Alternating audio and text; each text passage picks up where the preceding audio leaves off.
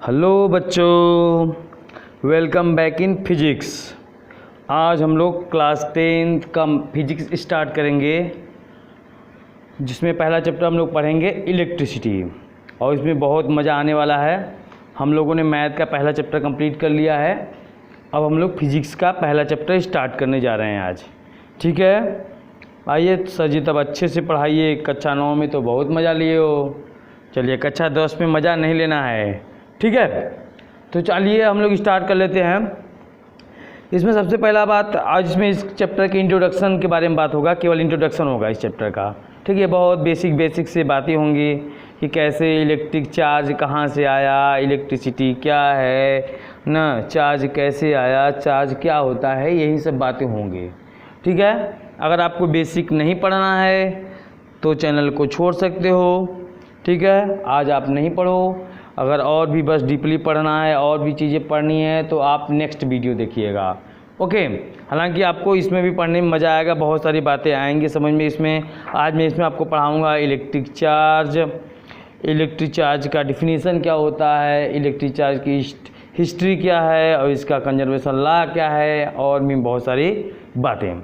तो आइए स्टार्ट करते हैं हम। आइए बात करते हैं कि historical view of the electric charge, ठीक ना। तो इलेक्ट्रिक चार्ज पहले कैसे आया, इसके बारे में क्या देखा गया, आइए बातें करते हैं, ठीक है। देखो क्या हुआ था कि 600 BC में, ठीक है, 600 BC में एक साइंटिस्ट हुआ करते थे जिनका नाम था थेल्स। उसका नाम क्या था भाई? उनका नाम था डॉक्टर थेल्स जी, ठीक ना। वह इनको डॉक्टर थेल्स जी को उनको फाउंडर ऑफ ग्रीक साइंस भी कहा जाता है। इनको क्या कहा जाता है? इनको आप यूँ कह सकते हो कि उन जो फाउंडर ऑफ ग्रीक साइंस थे, वन ऑफ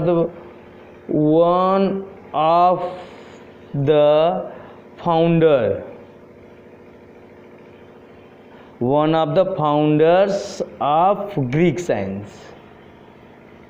आप लोग ग्रीक साइंस का नाम सुनोगे, कोई वर्ड आता होगा, कहते होंगे कि ये ग्रीक से लिया गया है ना। हाँ, ऐसी बहुत सारी बातें हम लोग सुनते होंगे। ये ग्रीक साइंस के फादर भी कहे जाते हैं डॉक्टर थेल्स जी। इन्होंने क्या देखा था?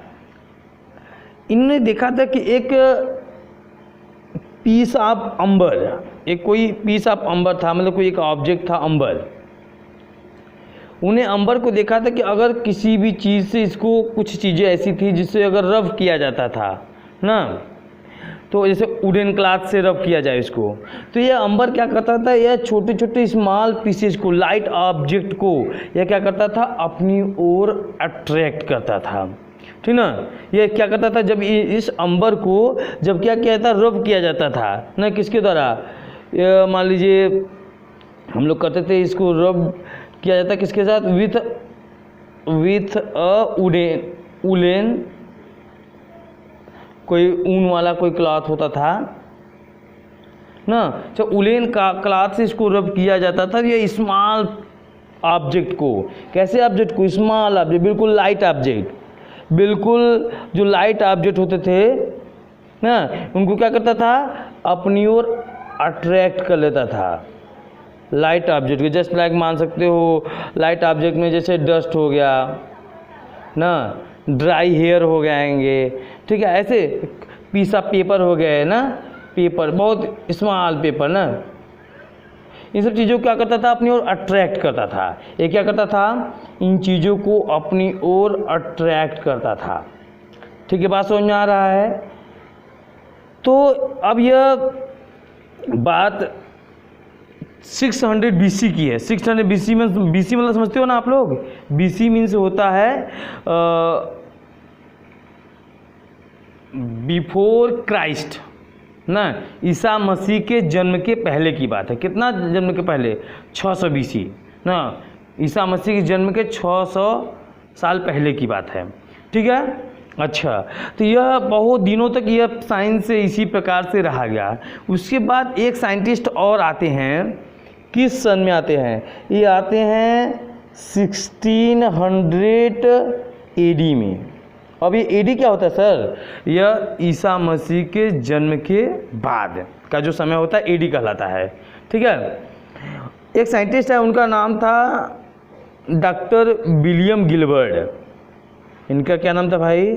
डॉक्टर विलियम गिलबर्ट इनका नाम हुआ करता था। ठीक है। डॉक्टर विलियम गिलबर्ट ना, डॉक्टर जो विलियम गिलबर्ट थे वो वहीं डॉक्टर विलियम गिलबर्ट है जो कि डॉक्टर जो क्वीन थी एलिजाबेथ, इंग्लैंड की रानी। कहाँ की रानी? इंग्लैंड की एक रानी हुआ करती थी एलिजाबेथ, इनके पर्सनल डॉक्टर थे एलिजाबेथ के ना। ये क्या थे? पर्सनल डॉक्टर हुआ करते थे। ये कहाँ की रानी थी? इंग्लैंड की रानी थी। ठीक है। ये इनके डॉक्टर हुआ करते थे। तो यह क्या किए, डॉक्टर विलियम जो गिलबर्ट थे, इन्होंने क्या किया, अब इस टाइप के जो अंबर टाइप के जो ऑब्जेक्ट थे, इन्होंने कहा कि बस अंबर ही ऐसा चीज़ नहीं है, ऐसा दुनिया में बहुत सारी चीज़ें हैं। ऐसा उन्होंने क्या देखा? इन्होंने देखा कि ऐसी दुनिया में बहुत सारी चीज़ें हैं जो किसी चीज़ से, किसी अलग अलग चीज़ों से रब किया जाता है, तो यह बहुत सारी चीज़ों को क्या किया करते हैं? अट्रैक्ट करने लगते हैं। ठीक ना। तो उन्होंने क्या किया, ऐसे चीज़ों पर क्या किया, उन्होंने पूरा सिस्टमैटिक ढंग से स्टडी किया। और कि विलियम गिलबर्ट क्या किए, ऐसी चीज़ों पर, जैसे अंबर टाइप के जो ऑब्जेक्ट थे, जो चीज़ों को कुछ चीज़ों से रगड़ने पर अपनी ओर अट्रैक्ट करते थे, उन्होंने क्या किया, इस पर बहुत दिनों तक क्या किया, स्टडी किया, सिस्टमेटिक स्टडी किया। और सिस्टमेटिक स्टडी कर करके उन्होंने क्या किया, इस पर एक बुक लिख डाला ना। इन्होंने एक बुक लिखा, उस बुक का नाम क्या था? इन्होंने क्या किया, एक बुक लिखा। उस बुक का जो नाम था, वह बुक का नाम था डी मैग्नेट। क्या नाम हुआ करता था भाई? D magnet. ठीक ना। इन्होंने क्या किया, एक डी मैग्नेट नाम का बुक। इसका मतलब क्या होता है? डी मैग्नेट का मीनिंग होता है, मीन्स होता है ऑन द मैग्नेट। क्या होता है भाई? ऑन द मैग्नेट बुक का नाम था। मतलब बुक का नाम था डी मैग्नेट, लेकिन उसका मीनिंग होता है ऑन द मैग्नेट। बात समझ में आ रहा है? ठीक। और उन्होंने उसी समय ऐसे सब्सटेंस जो इन चीज़ों को अपनी ओर अट्रैक्ट करते हैं ना, कुछ चीज़ों को अट्रैक्ट करते हैं, उन्होंने एक वर्ड यूज किया था उसी समय, एक वर्ड यूज किया था। उस वर्ड को कहते हैं इलेक्ट्रा। इलेक्ट्रा नहीं, उन्होंने एक वर्ड यूज किया था इलेक्ट्रा वर्ड, सॉरी इलेक्ट्रा नहीं, इलेक्ट्रिका वर्ड यूज किया था। इलेक्ट्रिका वर्ड यूज उन्होंने किया था। इलेक्ट्रिका एक वर्ड यूज किया था ना। इलेक्ट्रिका वर्ड वो किस चीज़ को कहते थे? वह इलेक्ट्रिका उन चीज़ों को कहते थे जो चीज़ें किसी चीज़ से, जैसे माने कि अंबर ही था, अंबर क्या करता था, इसको उलेन से रगड़ने पर या क्या करता था, कुछ चीज़ों को अपने ओर अट्रैक्ट करता था। तो उन्होंने अंबर को ही नहीं, ऐसे कोई भी चीज़ जो चीज़ किसी दूसरी चीज़ों से रफ करने पर अगर किसी चीज़ को अपने ओर अट्रैक्ट करता था ना, तो उन्होंने क्या कर दिया, इसका नाम कर दिया कि यह, इसका ऐसे चीज़ों को इलेक्ट्रिका कहा जाता था। ठीक है। और यह क्यों अट्रैक्ट करता है या क्यों अट्रैक्ट नहीं करता है, इसके बारे में भी बहुत ज़्यादा जानकारी उस समय तक हासिल नहीं हो पाई थी। क्यों? क्योंकि उस समय शायद इलेक्ट्रॉन, प्रोटॉन और न्यूट्रॉन का खोज नहीं हुआ था ना। उसके बहुत समय बाद एक साइंटिस्ट आते हैं, उनका नाम था डॉक्टर कलाम जी ना। डॉक्टर कलाम ने किया क्या, एक एक्सपेरिमेंट किया। ठीक ना। अब ये एक्सपेरिमेंट अलग अलग बुकों में अलग अलग ढंग से लिखा होता है। डॉक्टर कलाम ने क्या किया, एक एक्सपेरिमेंट किया। उन्होंने उस एक्सपेरिमेंट में किया क्या, उन्होंने क्या किया कि एक लिया रॉड ना, उन्होंने क्या ले लिया, एक रॉड ले लिया। ठीक है। और क्या किया, उस रॉड को सिल्क से रफ करके लटका दिया ना। ये क्या है, ये ग्लास रॉड हुआ करता था। यह ग्लास रॉड लिया, उन्होंने इसको किससे रफ किया, इन्होंने इसको रफ किया सिल्क से। किससे रफ किया भाई, इन्होंने इसको सिल्क से रफ किया। और सिल्क से रब करके इसको क्या किया, इन्होंने इसको लटका दिया ऐसे। फिर क्या किया, फिर एक दूसरा रॉड ले गए, क्या करिए, दूसरा रॉड लिए, किसका, ग्लास रॉड ही, एक दूसरा ग्लास रॉड लिए, ये भी क्या था, ग्लास रॉड ही था, एक दूसरा ग्लास रॉड लिए, इस ग्लास रॉड को सिल्क से रगड़ करके इसको भी लटका दिया। जब इसके पास, सॉरी लटकाया नहीं, जब इसके पास ले गए तो इन्होंने क्या देखा कि यह इसको क्या कर रहा है, रिपल्सन कर रहा है ना, इसको क्या कर रहा है, इसको यह रिपल कर रहा है, बिल्कुल इसको रिपल्सन कर रहा था, ठीक है। उसके बाद इन्होंने दूसरा एक्सपेरिमेंट किया, क्या किया उन्होंने, एक प्लास्टिक का रॉड लिया, किसका रॉड लिया भाई, प्लास्टिक का, ठीक है। प्लास्टिक का रॉड को भी किससे रगड़ा था उन्होंने, सिल्क से रब करके लटका दिया इसको। अब जब एक दूसरा क्या किए, जब प्लास्टिक का रॉड सिल्क से रफ करके जब इसके पास ले गए तो यह भी क्या किया, यह भी रिपल्सन करने लगा इसको क्या किया, इसने भी इसको क्या किया, रिपल कर दिया, बिल्कुल ठीक है। अब साइंटिस्ट को ये बात नहीं समझ में, डॉक्टर गुलाम जी को ये बात समझ में आ नहीं रही थी कि हो क्या रहा है, चल क्या रहा है भाई, जिस चीज़ को ऐसे कर रहे हैं तो वो क्या कर रहा है, रिपल कर रहा है। फिर इन्होंने तीसरा एक्सपेरिमेंट में क्या किया, देखिए इन्होंने तीसरा एक्सपेरिमेंट में ये किया कि एक लिया क्या, एक ग्लास रॉड को, ये क्या है आपका सिल्क से रफ करके ना, सिल्क से ही ये रफ करके ग्लास रॉड ले लिया, ठीक है, रगड़ के लटका दिया। किससे इसको रब किया गया है, सिल्क से ही किया गया है, ठीक है भाई, सिल्क से ही रब करके इसको लटका दिया गया है। और उन्होंने दूसरा एक्सपेरिमेंट क्या किया भाई, एक प्लास्टिक का रॉड लिया, क्या लिया, प्लास्टिक का रॉड लिया, इसको भी सिल्क से रगड़ करके जब इसके पास ले गए तो इसको ये क्या किया, यह इस समय इसको अट्रैक्ट कर लिया, ये इसको क्या किया, अट्रैक्ट कर लिया। तब डॉक्टर गुलाम जी को ये बात समझ में आई कि उस समय जस्ट लाइक इसको as a magic, as a जादू या एज ए पावर समझा जाता था, समझा नहीं जाता था एक्चुअल में है क्या। तो इसके अंदर जो माना गया, ग्लास के अंदर ना, ग्लास रॉड के अंदर माना गया, उन्होंने साइंटिस्ट ने नाम दे दिया, इस ऐसी चीज़ों को नाम कर दिया, कह दिया कि यह चार्ज के कारण हो रहा है। क्या, किसके कारण हो रहा है भाई, उन्होंने एक नाम दिया, चार्ज, डॉक्टर गुलाम जी दिए थे। कह दिया क्या कि ये किसके कारण हो रहा है, चार्ज के कारण हो रहा है। एक ग्लास रॉड पर ये क्या आ रहा है, चार्ज आ रहे हैं, कैसे, पॉजिटिव, इस पर भी सेम वही चीज़ हो गया, पॉजिटिव चार्ज आ रहे हैं ना। ये क्या हो रहा है, इस पर कर दिया निगेटिव, इस पर कर दिया क्या, निगेटिव आ रहे हैं। इस पर क्या हो गया, ग्लास रॉड पर आ रहे थे पॉजिटिव और इस पर क्या आ रहे थे, निगेटिव। हाय हाय हाय हाय हाय, अब ये पॉजिटिव और निगेटिव क्या करने लगा, अट्रैक्ट करने लगा कि आओ, मोहब्बत होने लगी इन दोनों में ना, इसमें अट्रैक्शन हो गया। अरे क्या सर, आप भी फिर से मोहब्बत वाली बातें कर रहे हैं, नौ तो ऐसे ही चला गया। कोई बात नहीं भाई, ना ज़्यादा हंसो मत, ध्यान से देखो, ठीक है, ऐसे थोड़ी बहुत मजाक चलेगा ना।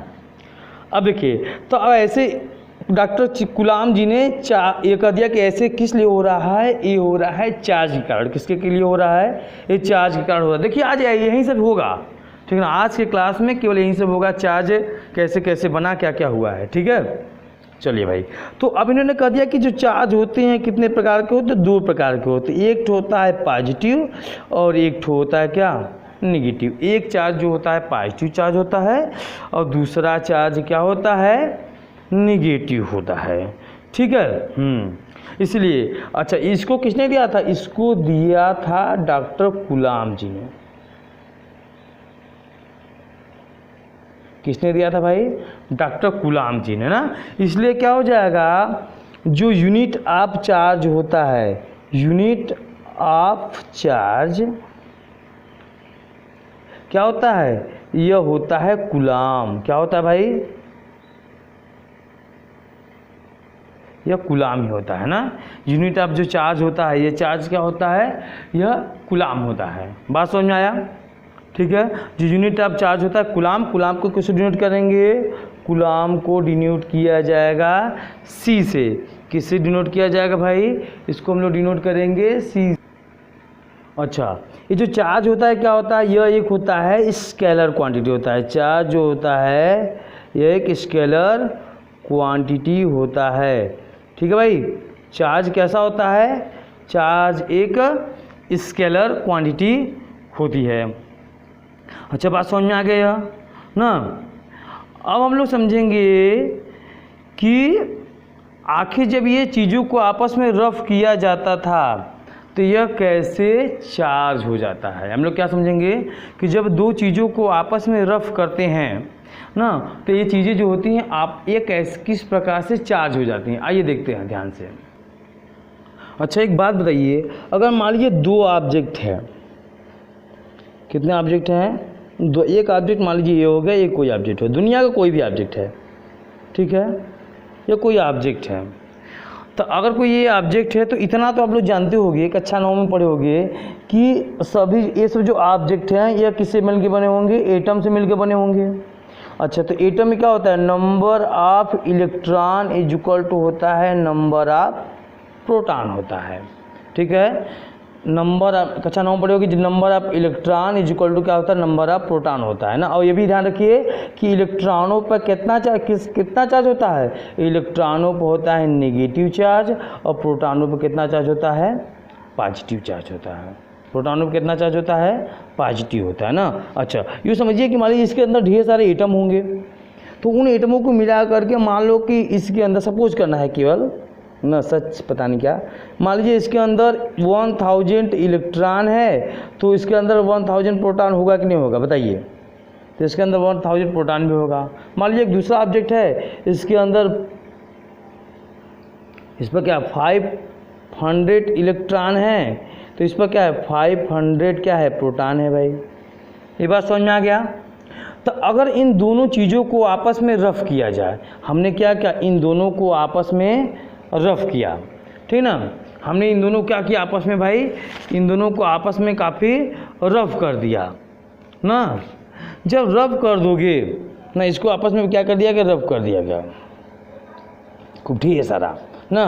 तो उसके बाद कुछ समय बाद देखा गया कि मान लो कि इस ऑब्जेक्ट पर ना, ये जो पहला वाला ऑब्जेक्ट था, मान लीजिए कि इसके अंदर केवल 900 इलेक्ट्रॉन बचा, अब प्रोटॉन जो हुआ यह 1000 ही रहा। और क्या हो गया भाई? इस पर ये जो दूसरा ऑब्जेक्ट था, दूसरे ऑब्जेक्ट पर जो इलेक्ट्रॉन की संख्या हो गई वो हो गया 600 हो गया, प्रोटॉन कितना रहा?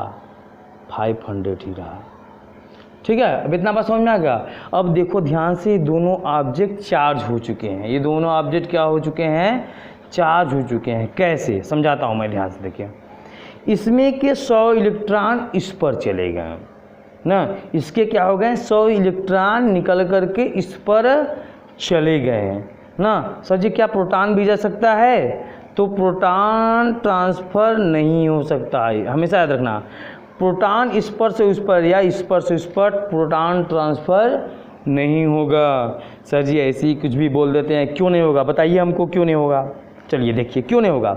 देखिए भाई समझिए, मान लीजिए अगर कोई एटम है ना, आप लोग क्लास 9 में पढ़े होंगे कि अगर कोई एटम है तो एटम में देखिए इलेक्ट्रॉन न्यूक्लियस के अराउंड में मूव कर रहे होते हैं। कैसे?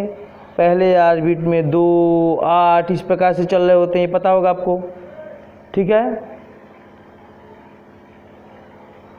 ऐसे होते हैं।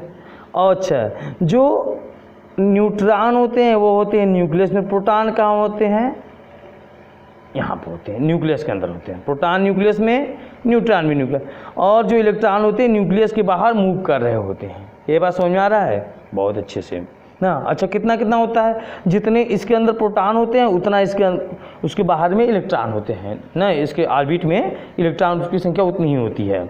जब हम क्या करते हैं, जब दो चीज़ों को आपस में रफ करते हैं, जब रफ करते हैं तो इन इलेक्ट्रॉनों को मिल जाती है एनर्जी। क्या मिल जाता है? एनर्जी मिल जाता है तो जो आउटर मोस्ट की जो आउटर मोस्ट ऑर्बिट के इलेक्ट्रॉन होते हैं, एक आध इलेक्ट्रॉन बाहर निकल आते हैं, और जो इलेक्ट्रॉन बाहर निकल पाते हैं वही इलेक्ट्रॉन एक बॉडी से दूसरे बॉडी तक ट्रांसफ़र हो जाते हैं ना। अच्छा, रब करने से क्यों ऐसा बाहर निकल आते हैं? देखिए सिंपल सी बात है, जब इसको रब करोगे तो इन इलेक्ट्रॉनों की काइनेटिक एनर्जी बढ़ जाएगी।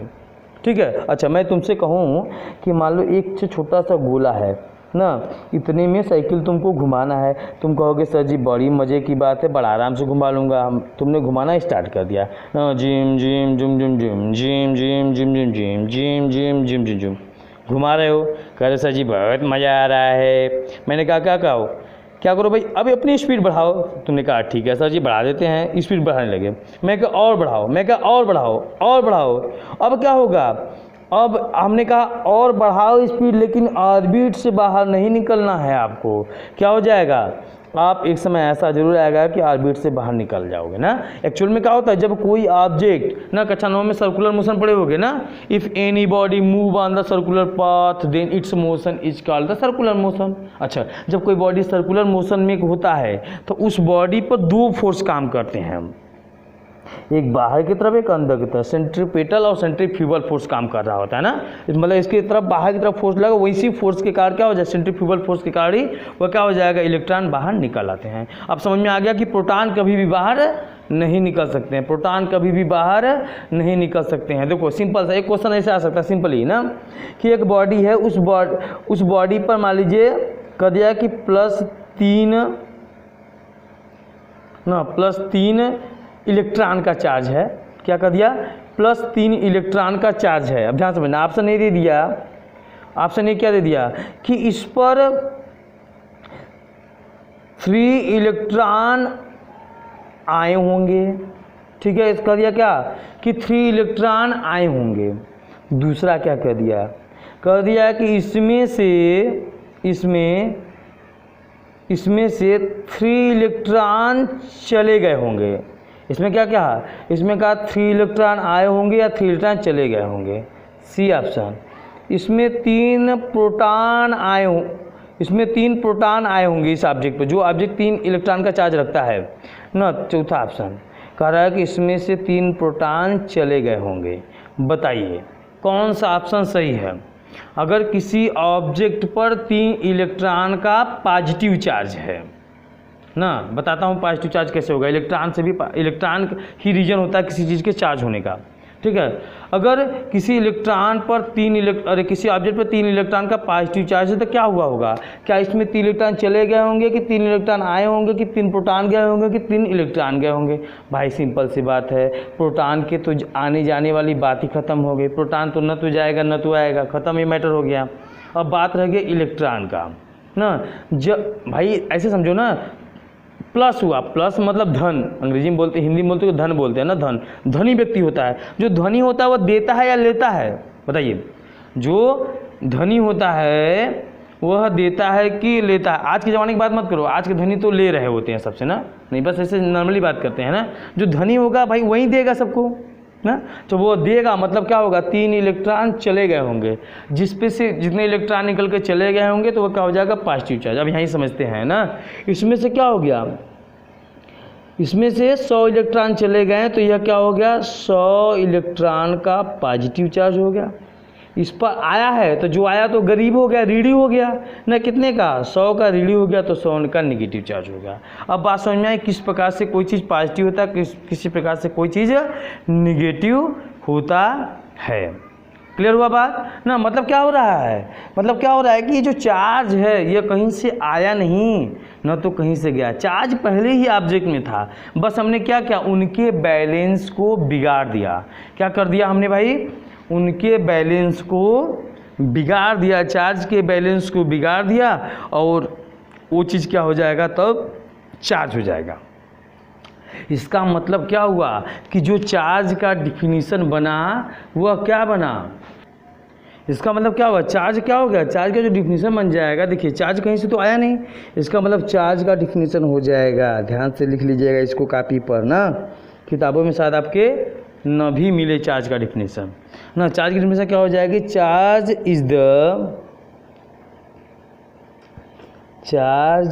is the intrinsic property. Intrinsic property.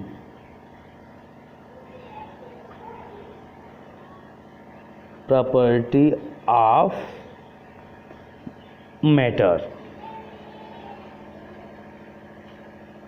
Matter by which any object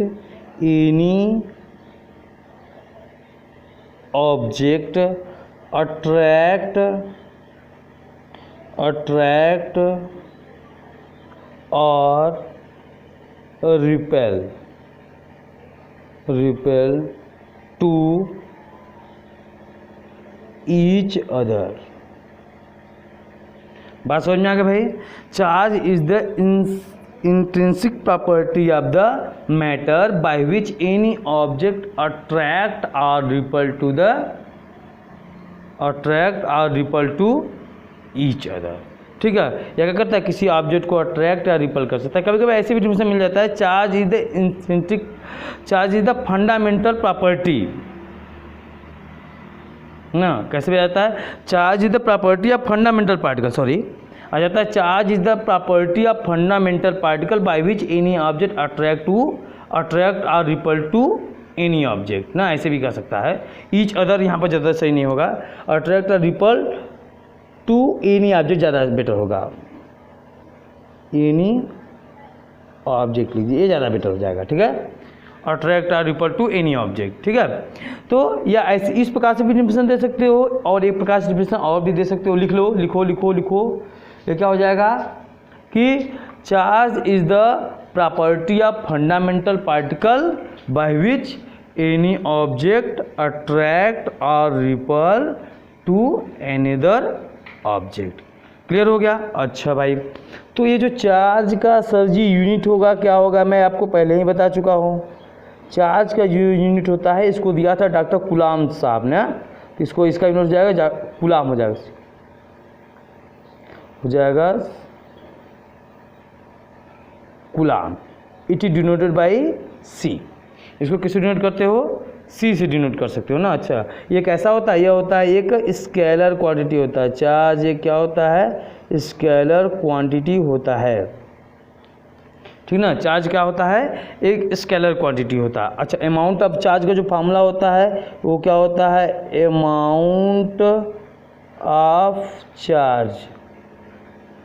amount of charge is equal to होता है, इसको डिनोट करते हैं किससे? क्यू से डिनोट करते हैं. अच्छा, कैपिटल क्यू भी कर सकते हो आप और स्मॉल क्यू भी कर सकते हो, उससे कोई मैटर नहीं करेगा. इज इक्वल टू कितना होता है? एन ई होता है. क्या होता है भाई? N E. एन मीन्स हो जाता है क्या? Number of electron.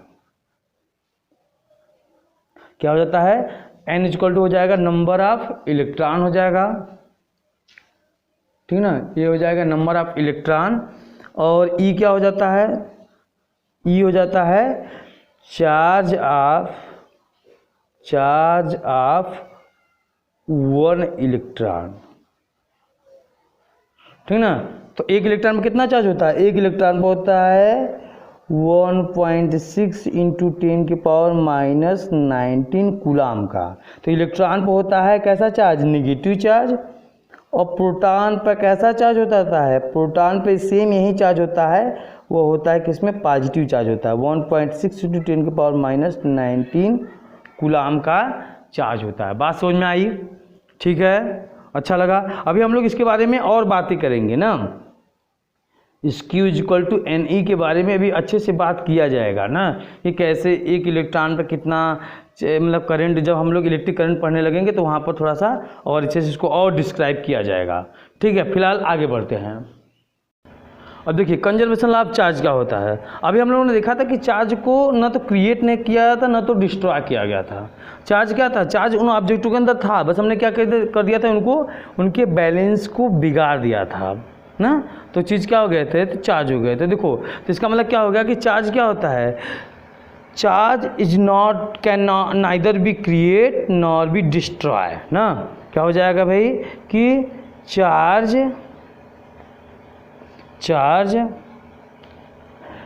neither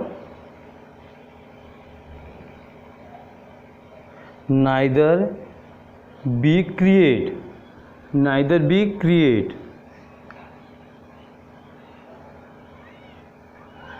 neither be created nor be destroyed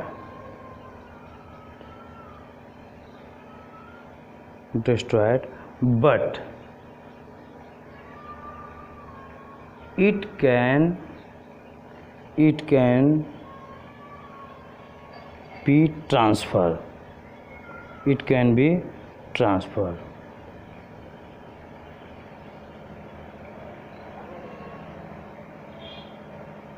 बात समझ में आया ना। चार्ज को क्या किया जा सकता है, न तो इसको क्रिएट किया जा सकता है और न ही डिस्ट्रॉय किया जा सकता है ना।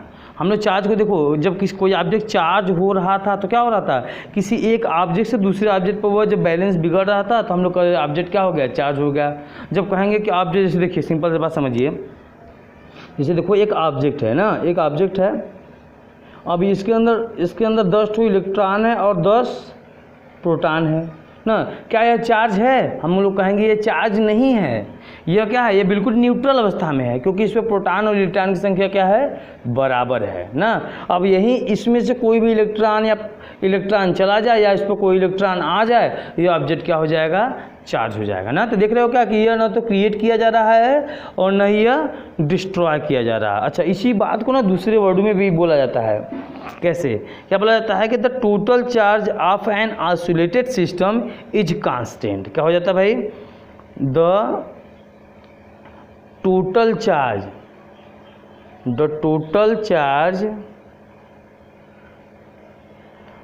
ऑफ एन isolated system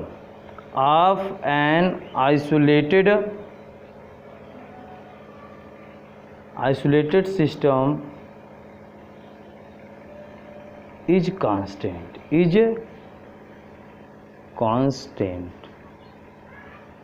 ठीक ना। अब समझते हैं इसको। ऐसे देखो, मान लो ना कि डिब्बा है मस्त का ना, इसमें कुछ छोटे छोटे पार्ट, ये कैसा है, आइसोलेटेड है, और डिब्बा कैसा है, आइसोलेटेड। अगर आइसोलेटेड का मतलब समझना तो इससे समझो कि आइसोलेटेड मतलब कि इसको तन्हा कहते हैं, तन्हा डब्बा ना।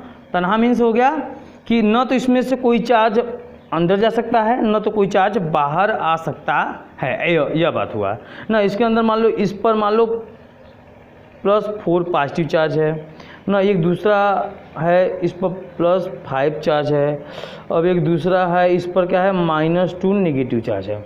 हमने क्या किया, इसको खूब हिला दिया, झुम झुम झुम झुम झुम झुम झुम झुम झुम झुम झुम झुम, खूब हिला दिया ना, खूब हिलाया, झुम झुम झुम झुम झुम झुम झुम हिला दिया। हिलाने के बाद फिर मैंने क्या देखा कि एक डिब्बा है इस पर ये जो सिस्टम है, इस पर 2 चार्ज है पॉजिटिव में, इस पर 4 है पॉजिटिव में ना। अब ये जो तीसरा वाला है, बताइए इस पर कितना आ गया होगा। जब ये आपस में लड़े होंगे तो चार्ज क्या हुए होंगे, ट्रांसफ़र हुए होंगे। तो देखो सिंपल सी बात, वहीं आइसोलेटेड सिस्टम का मान लीजिए यह क्या हो गया, ये हो गया Q1 + Q2 + Q3 बराबर Q1 dash + Q2 dash + Q3 dash. मतलब ये जो पुराने में जितना टोटल चार्ज रहेगा, हिलाने के बाद भी उतना ही चार्ज रहना चाहिए। तो क्या हो गया, ये हो गया 4, ये हो गया 5, ये हो गया -2, ये हो गया 2, ये हो गया 4, ये पता नहीं, ये मान लो Q है। तो कितना हो जाएगा, सालों का लो इसको, कितना हो गया, 5 4 9, 9 में से 2 हो गया 7, ये कितना, 4 2 6 + Q, 6 इधर लेकर आओ, कितना आएगा, हो जाएगा 7 - 6 बराबर 1। मतलब क्या हो गया, ये हो गया 1, ये कितना हो गया भाई, 1 चार्ज हो, कैसा हो गया, पॉजिटिव चार्ज है ना। इस पर 1 कूलाम का या 1 पॉजिटिव चार्ज है, या कूलाम में अगर बात की होगी तो 1 कूलाम का पॉजिटिव चार्ज है। बात समझ में आया ना मिला लो, चेक कर लेते हैं। 5 4 9 में से 2 गया 7, 5 4 2 6 7, ठीक है। अब देखो इधर भी कितना 7 कुल मिला के, टोटल मिला के 7 कूलाम का चार्ज यहाँ पर है, 7 कूलाम का चार्ज भी यहाँ पर रह गया, 7 कूलाम का चार्ज यहाँ भी है। बात समझना, टोटल मिला के 7 कूलाम इधर भी, 7 कूलाम इधर भी। तो किसी भी सिस्टम का, आइसोलेटेड सिस्टम का जो चार्ज होता है वह क्या होता है, वह बिल्कुल कंजर्व हो जाता है ना। किसी भी आइसोलेटेड सिस्टम का जो चार्ज होगा वह क्या होगा, बिल्कुल भाई कंजर्व होगा ना। तो इसको राइट डाउन कर लीजिए। फिर इसके बाद फिर मैं इसका पढ़ाता हूँ क्या। अच्छा मैं पढ़ाऊँगा, बताऊँगा आपको कि चार्ज और मास में क्या अंतर होता है ना, चार्ज और मास में क्या डिफरेंस होता है। तब तक राइट डाउन करो। चलो भाई इधर ऊपर नोट कर लो, फिर पोस्ट करके वीडियो रोक करके ये वाला नोट कर लेना, ठीक है। चलिए नोट करिए।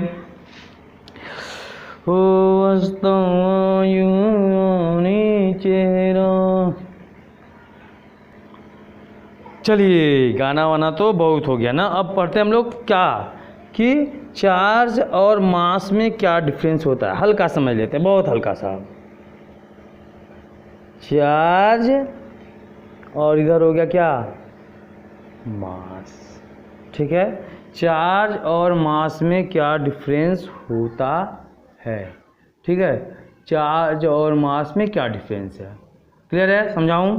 देखिए सिंपल सी बात है, चार्ज जो होती हैं यह पॉजिटिव भी होता है, नेगेटिव भी होता है, और किसी बॉडी पर चार्ज 0 भी होता है। ये बात समझ में आ रहा है।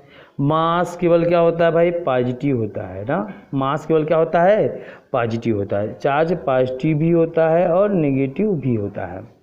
क्लियर हुआ बात अच्छे से।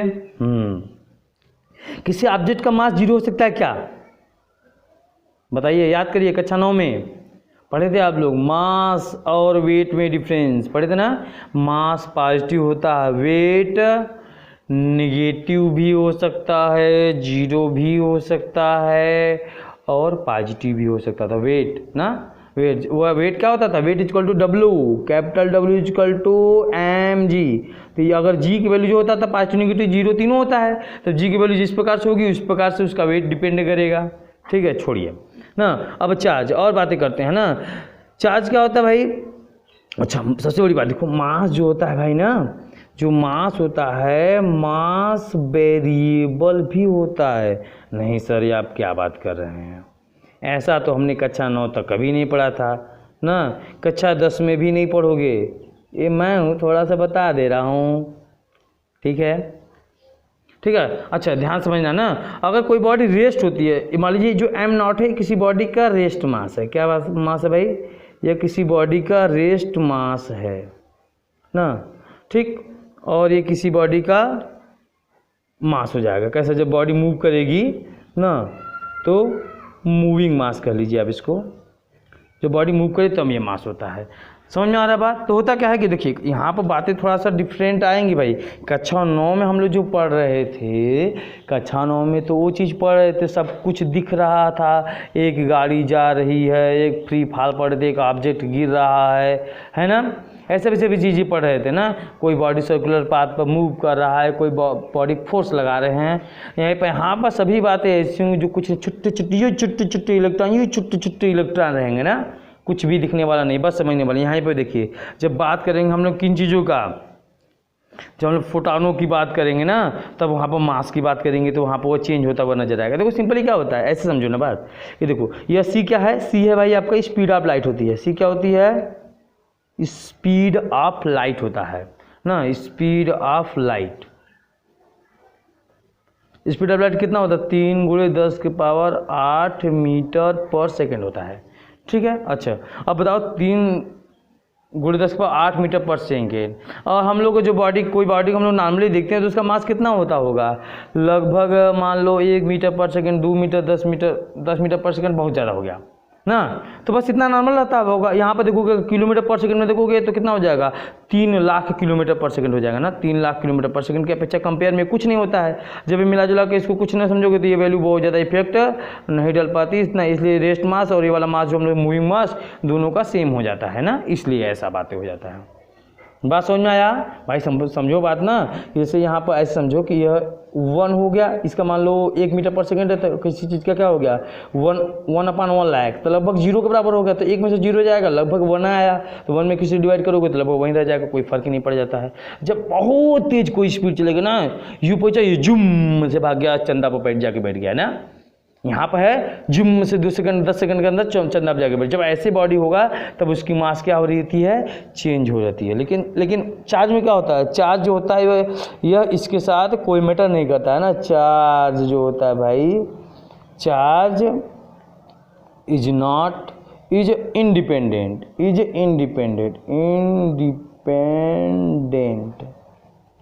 Independent of speed. बात समझ में आ रहा है ना? चार्ज जो होता है या स्पीड के साथ इसका कोई मैटर नहीं होता है। चार्ज का जो स्पीड के साथ कोई मैटर नहीं होता है। अच्छा, एक बात और बहुत बढ़िया वाला याद आ गया, बता दे रहा हूँ ना।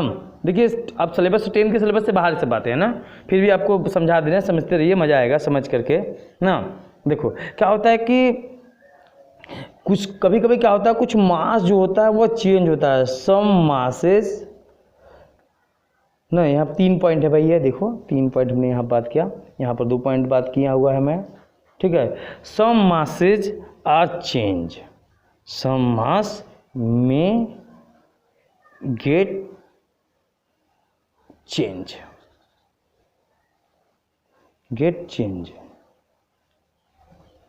ना। कैसे? इन एनर्जी, इन किसमें चेंज हो जाता है, एनर्जी में चेंज हो जाता है। कैसे भाई? ये तो फार्मूला कभी तो सुने होंगे, एनर्जी एंड वाइस वर्सा। बताता हूँ, घबराइए नहीं, एंड वाइस वर्सा ना। क्या होता है मतलब भाई इसका समझिए ना। क्या होता है कि जैसे E बराबर mc² सुने आप लोग? क्या बिल्कुल सुने हैं सर, आइंस्टीन ने दिया था यह ना। आइंस्टीन का मास और एनर्जी में रिलेशन है ना। उन्होंने क्या बताया, मास एनर्जी में भी कन्वर्ट होता है, चेंज होता है, और एनर्जी भी मास में कन्वर्ट होता रहता है। बात समझ में आया ना? एनर्जी मास में कभी कभी कन्वर्ट हो जाती है, कभी कभी एनर्जी मास में, कभी कभी मास एनर्जी में कन्वर्ट हो जाती है। तो मास चेंज भी होता रहता है ना। अब जो कक्षा 9 से बढ़ की बातें कुछ मिली कि नहीं मिली मास के बारे में यहाँ पर ना। यहाँ पर 2 फैक्ट जो कक्षा 9 से ऊपर की बातें हैं। क्लियर हो रहा है बातें? चलिए भैया, अगर आपको वीडियो अच्छा लगा है तो प्लीज़ चैनल को सब्सक्राइब कर लीजिए, अगर ऐसे ही अच्छे वीडियो फिजिक्स के जानने हैं तब, ठीक है।